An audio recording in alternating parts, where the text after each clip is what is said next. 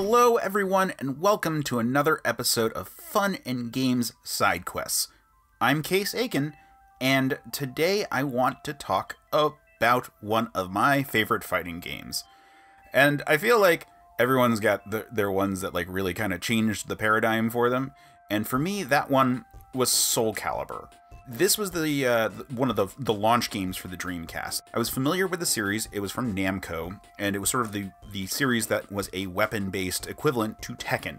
The previous game, Soul Edge, or Soul Blade, I believe Edge was the arcade and Blade was the PlayStation 1 release, was a perfectly fine game that I enjoyed enough in arcades, and didn't own a PlayStation, so I didn't play it that much at home, but it was fine.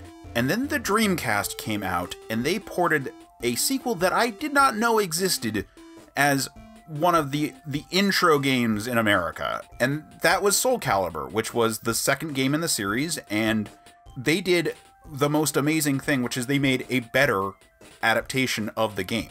The home version was better than the arcade game, which at this point, that never happened. Like, maybe because of certain specific features, maybe some gameplay element that was really cool made it ultimately a better game, but it was just unheard of to have the graphics be superior, to have everything about it, to have more characters, to have all these elements.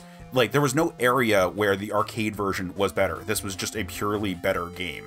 And that was the crazy part to begin with. And then you start playing it, and then you find out, oh man, this has finally done 3D fighting games in a way that works.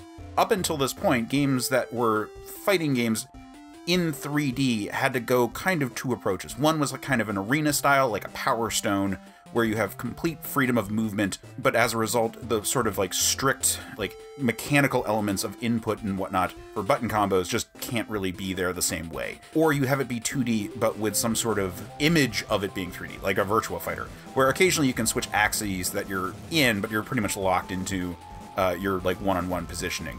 This changed that. This added 8-way run as an option. You were able to very subtly lock it between either moving on a 2D plane or moving on a 3D plane.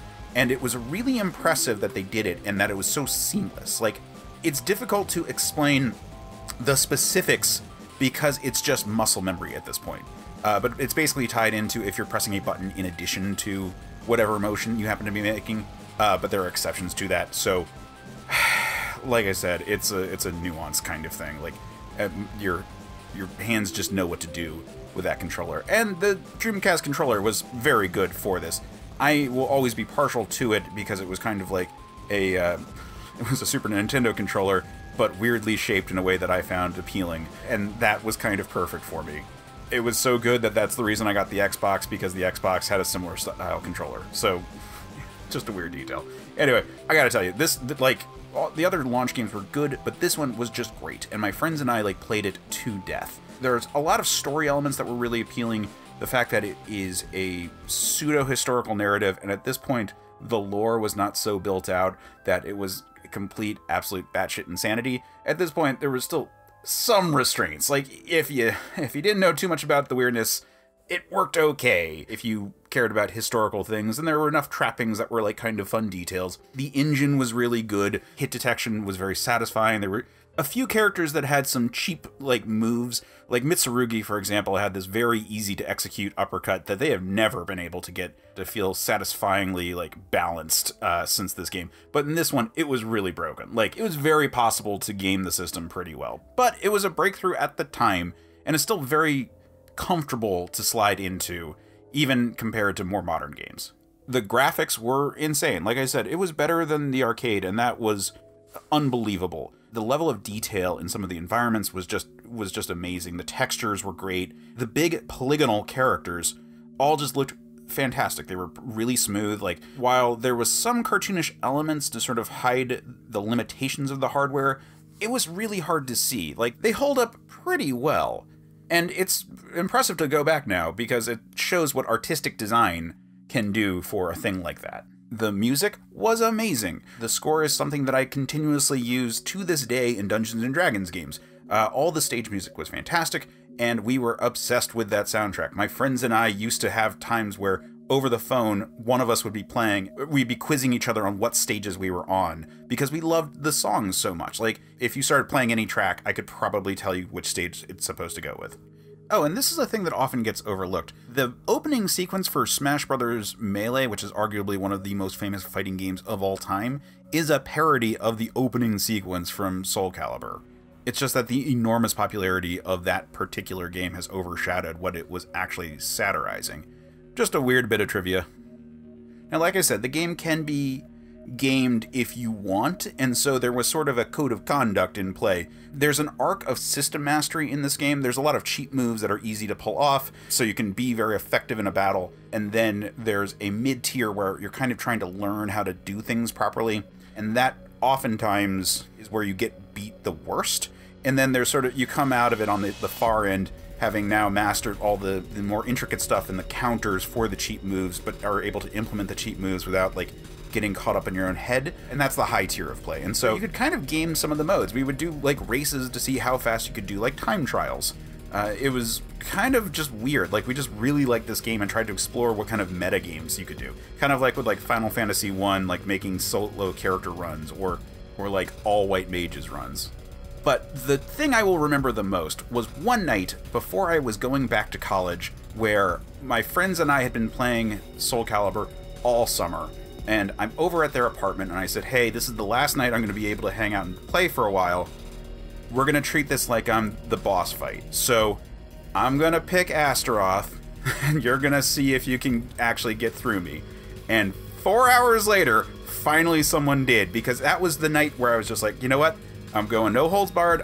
Any cheap move I'm going to implement, and you're just not going to get past me. And it was the most intense night of just trying to see how far we could go.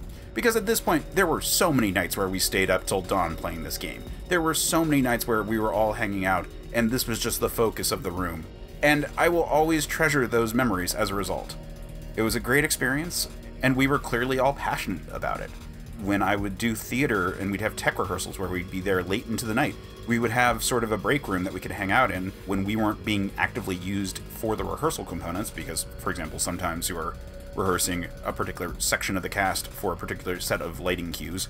We would just have that in the back and we would play, and it was just a ton of fun, and it was just like a big thing for us at this period of time. And I realize that I sometimes discuss video games in the context of, like, the emotional state that we're in, but I think that's how we all embrace games, and it's important to take in that outside context. And this game, in part because it was a fighting game, works best with friends. And so it's a game that most of the big things that I jump to when I try to talk about why I like it regards friends.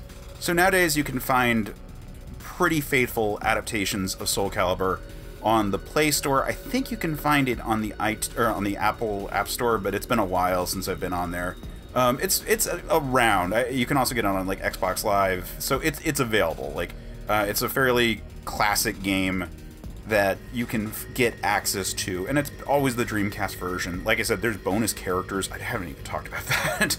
There are 2 additional characters. There's Cervantes, and then there's Inferno as a playable character. It's not like a huge number of characters, but that's the version you can get. You can get the Dreamcast version adapted everywhere else, and it's amazing. I wouldn't really recommend it for the most part on a lot of those platforms. Android, I've tried to use. I have an NVIDIA Shield, which has, like, a very Dreamcast style controller, and there's, like, weird lag and stuff. It's really not designed very well for those kind of things. It's just not. So I would probably recommend, like, a proper video game console version. It's probably fine, but I would still actually probably recommend SoulCalibur 2 if it's available, because while 1 is the one that I have more memories of, 2 has pretty much everything that 1 had plus some additional things. So probably go check out that one instead. That one I know was available on Xbox Live. But SoulCalibur, when it came out, was an amazing achievement, and it holds up very well today. And if you are interested in fighting games and you haven't played it, I would recommend checking it out, just so that you can see where that transition from the PlayStation 1 into ultimately the PlayStation 2 Xbox era occurred, where real 3D fighting games became viable. And the Dreamcast was a nice little bridge system for that. It had a lot of updated versions of PlayStation 1 games, and then it had a lot of the early games that would come out on PlayStation 2. It was medium power for them, and so it's cool to look at. And this was a really nice stepping stone into modernity for fighting games. So yeah, it was a lot of fun. There were fun modes. It's a really good competition game. Not sure if any of these support online play, because that is the sort of de facto right now. But if you can be playing with a person, do that. It's a lot of fun to sort of get a feeling of mastery of a character and sort of learn another person's fighting styles. And this is a really satisfying game for that element of fighting games. Like, it's a stepping stone into modernity, and that means there are more modern games that better do this. I don't know if I'd say the SoulCalibur series as a whole, but there are better fighting games at this point. It was a really important game to me back then, and I think it does stand as a worthwhile thing to look at and experience. So yeah, again, that's SoulCalibur. It's from Namco. It was a really fun weapon-based fighting game. I'm Case Aiken. You can find me at certainpov.com. I host 3 of the shows on the network, which would be Men of Steel, which is a Superman and Superman adjacent appreciation podcast. I host Another Pass, which is a movie analysis show where we discuss movies that we find fascinating but flawed and try to speculate on how, at the time of production, they could have been improved. And then lastly, I am the Dungeon Master for Scruffy Nerf Herders, which is our company-wide Star Wars set D&D game. So again, you can find all of that at certainpov.com. On Twitter, I am at Case Aiken.